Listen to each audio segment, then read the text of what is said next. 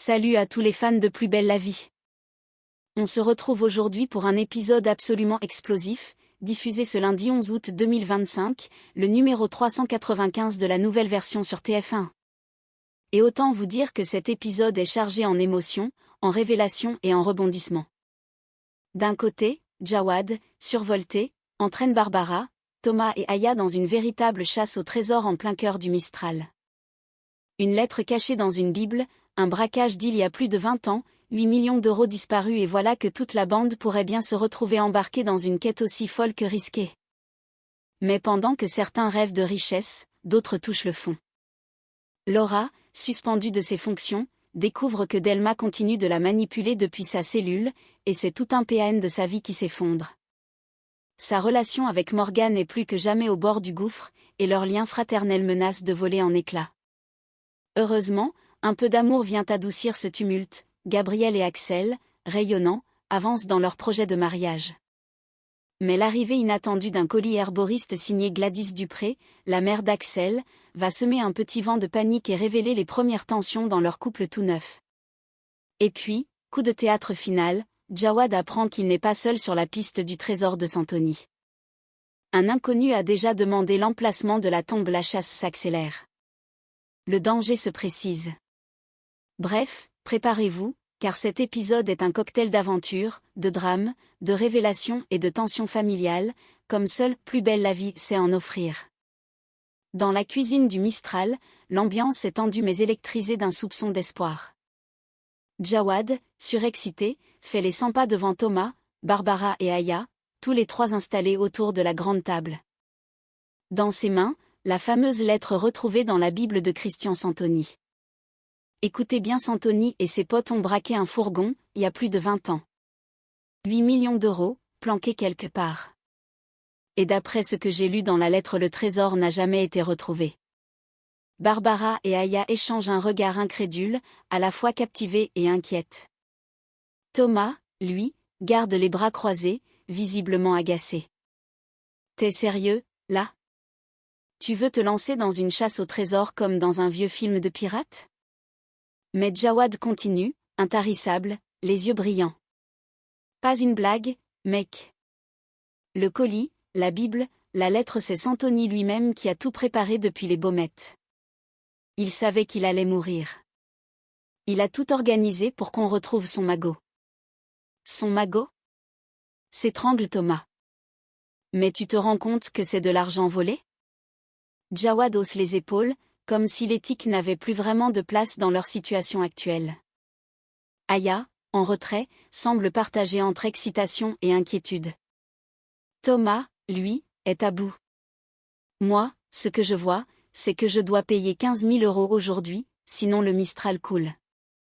Le reste? Les 8 millions, les histoires de voleurs, les énigmes, franchement, je m'en fous. Un silence retombe dans la pièce. Barbara baisse les yeux, pensive. Aya regarde Jawad avec un mélange d'espoir et de doute. Jawad, lui, a déjà décidé, il ira jusqu'au bout. Parce que dans cette histoire insensée, il voit peut-être la seule chance de sauver leur monde. Dans le hall du Mistral, Myrtha tend une enveloppe à Laura, l'air à la fois surprise et légèrement méfiante. C'est pour toi, ma chérie. Ça vient des baumettes. Laura regarde le pli, reconnaît l'écriture. Son visage se fige. C'est de Delma. Un peu plus tard, dans la chambre qu'elle partage avec Morgan, Laura reste silencieuse, la lettre à la main, encore scellée. Morgan, en retrait, l'observe avec inquiétude. Tu devrais pas lire ça, souffle-t-elle. Ce type t'a broyé, Laura. Il t'a manipulé. Laura lève les yeux vers sa sœur, un mélange de colère et de douleur dans le regard. Mais tu comprends rien, moi et Delma, on avait un deal. Un vrai. On se comprenait. Toi, t'es arrivé avec ta morale et t'as foutu la merde.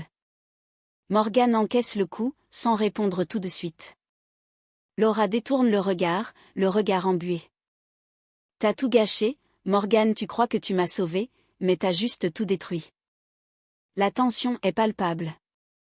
Deux sœurs, deux visions du monde qui s'entrechoquent. L'une veut protéger, l'autre se sent trahi. Et au milieu, une lettre qui pourrait raviver les blessures ou tout faire basculer. Dans l'effervescence du Mistral, deux mondes s'opposent sans se croiser, d'un côté, l'amour, la légèreté et l'espoir. De l'autre, la chute, l'attente et l'incertitude. Du côté de Gabriel et Axel, l'ambiance est douce et joyeuse. Ils savourent pleinement leur bonheur tout neuf. Depuis qu'Axel a fait sa déclaration et que le projet de mariage est lancé, ils vivent comme sur un petit nuage, complices, souriants, comme s'ils flottaient au-dessus des tracas du quotidien. À la mairie, Léa, émue et enthousiaste, confie à Gabriel. Ce sera mon premier mariage depuis que j'ai repris mes fonctions. Et franchement, je suis ravie que ce soit le vôtre. Gabriel lui adresse un sourire tendre, les yeux brillants. Tout semble simple, lumineux, fluide. Mais ailleurs, le ciel s'assombrit. Dans un bureau impersonnel du commissariat, Laura se tient droite face à Patrick Nebout, qui vient de recevoir la décision officielle. Le ton est grave, le verdict tombe. Tu es suspendu temporairement de tes fonctions. En attendant le conseil de discipline. Laura encaisse, le visage figé. Mais elle comprend que la suite pourrait être bien pire. Tu dois te préparer à une radiation définitive. Ces mots, durs mais honnêtes, lui arrachent un frisson glacé. Elle serre les poings, lutte pour ne pas vaciller. Patrick poursuit, plus doucement cette fois, comme pour l'aider à garder le cap. Tu dois rester à Marseille. L'enquête n'est pas close. Et ta présence ici est essentielle. Laura hoche la tête sans un mot. Son regard se perd dans le vide. Elle mesure ce qu'elle est en train de perdre, non seulement un uniforme, mais un rêve, un avenir, une identité. Dans cette ville qui ne dort jamais, certains construisent l'amour. D'autres, au même instant, voient leur monde s'écrouler. Ce matin-là, au cabinet médical, Gabriel reçoit un colis volumineux, soigneusement emballé, portant l'écriture familière de Gladys Dupré, la mère d'Axel. Curieux, il l'ouvre délicatement. À l'intérieur, un parfum végétal s'échappe immédiatement, des sachets de plantes séchées, des feuilles rares, des racines, des écorces, le tout accompagné d'une petite lettre affectueuse. Gladys, herboriste passionnée, lui a concocté un assortiment de plantes pour la détente, la digestion et le sommeil. Gabriel sourit tendrement en lisant ces mots. J'espère que ça t'aidera à prendre soin de toi et d'Axel. Mais pendant ce temps, à la résidence, Laura est au bout du rouleau.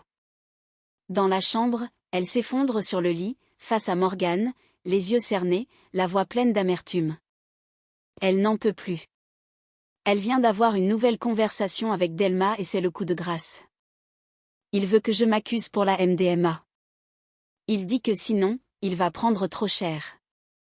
Morgane la fixe, sidérée. Tu plaisantes? Mais Laura secoue la tête, dégoûtée. Elle lâche dans un souffle. T'as encore eu raison. Comme d'habitude. Il pense qu'à lui. Toujours. Un silence lourd s'installe. Laura regarde le sol, écœurée. Elle réalise qu'elle a été manipulée depuis le début. Morgane s'approche, posant une main rassurante sur son bras. Elle ne dit rien tout de suite. Elle sait que la colère de Laura cache surtout une immense tristesse, une trahison trop grande pour être digérée. Laura lève les yeux vers elle. J'ai tout gâché pour lui et lui, il veut juste sauver sa peau. Morgane, d'un ton ferme mais doux, murmure. Il est temps de penser à toi maintenant. Alors que Morgane semble encore bouleversée par la tension persistante avec sa sœur, Vadim tente de l'apaiser. Il la retrouve dans un coin plus calme de la résidence, où elle s'est isolée pour reprendre son souffle. Elle soupire, visiblement affectée. Laura me déteste. Elle me tient pour responsable de tout. Vadim, posé et lucide, lui répond avec un calme désarmant. Elle ne te déteste pas. Elle est paumée, elle n'arrive juste pas à accepter qu'elle t'en doive une. Morgane le regarde, un peu surprise. Il poursuit, avec bienveillance. Elle reviendra vers toi. Quand elle sera prête. Ces quelques mots résonnent profondément chez Morgane. Elle ne s'y attendait pas. Elle est touchée par la justesse de l'analyse de Vadim, par sa façon simple mais sincère de la rassurer. Alors, avec un léger sourire, presque ému, elle lui glisse. « T'es plus cool que t'en as l'air. » Vadim baisse un peu les yeux, modestement. Il n'ajoute rien. Mais dans ce silence partagé, un véritable lien de confiance se tisse entre eux, une compréhension silencieuse, précieuse, dans le tumulte des dernières semaines. Morgane, pour la première fois depuis longtemps, se sent un peu moins seule.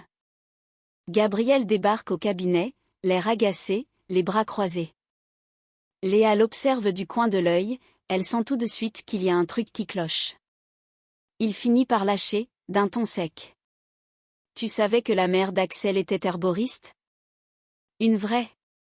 Avec des sachets de racines séchées, des décoctions à base de je sais pas quoi. » Léa, amusée mais bienveillante, essaie de tempérer. « Et alors ? C'est plutôt cool, non ? » Elle soigne les gens à sa manière. Mais Gabriel n'en démord pas, il soupire bruyamment.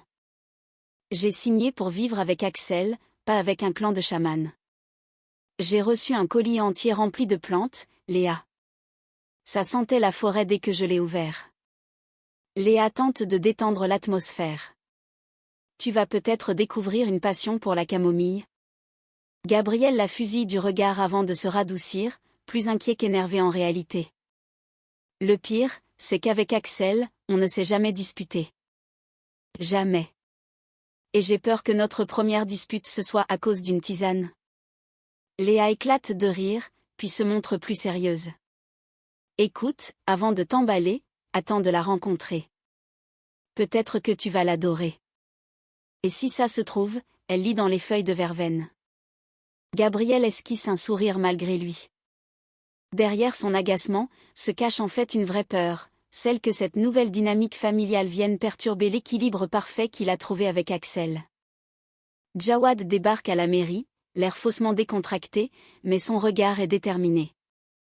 Il rejoint Léa dans son bureau et, après un rapide bonjour, il lui pose la question de façon directe. « Tu peux me donner l'emplacement exact de la tombe de Christian Santoni au cimetière Saint-Pierre ?» Léa, légèrement surprise, le regarde avec curiosité. « Tu fais une enquête ?» Jawad esquive d'un sourire. « Un hommage. Disons que c'est personnel. » Léa acquiesce sans trop insister, mais au moment de lui donner l'information, elle ajoute d'un ton plus sérieux. « Tu sais que quelqu'un m'a posé la même question la semaine dernière ?» Un silence. Jawad se fige. « Tu te souviens de qui c'était ?»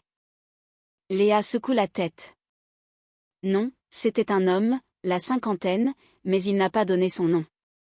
Il voulait juste savoir où était enterré Santoni. » Jawad remercie Léa rapidement et repart aussitôt, l'air préoccupé. De retour au Mistral, il retrouve Barbara et lui raconte ce que Léa vient de lui révéler. Immédiatement, la panique les gagne. Ils comprennent qu'ils ne sont pas seuls sur la piste du trésor laissé par Santoni. « Si quelqu'un d'autre est sur le coup, » murmure Barbara, déjà inquiète. « Il faut qu'on se bouge. Vite. » Répond Jawad, le regard sombre, conscient que la chasse au magot vient de prendre une toute autre dimension. Et voilà, chers fans, vous venez de plonger dans un épisode aussi palpitant qu'émouvant de Plus belle la vie. Entre la descente aux enfers de Laura, la complicité naissante entre Morgane et Vadim, les premières inquiétudes de Gabriel face à sa belle famille herboriste, et la chasse au magot menée tambour battant par Jawad et Barbara, tous les ingrédients sont réunis pour nous tenir en haleine. Mais une question plane. Qui est cet homme mystérieux qui cherche aussi la tombe de Santoni ? Et surtout, jusqu'où Jawad est-il prêt à aller pour mettre la main sur les 8 millions ? Pour le savoir, restez connectés, abonnez-vous à la chaîne et activez la cloche pour ne rien rater des prochains épisodes. Laissez un like si vous avez apprécié cette vidéo, et dites-nous en commentaire, Laura peut-elle encore se relever ? Et croyez-vous au trésor de Santoni ?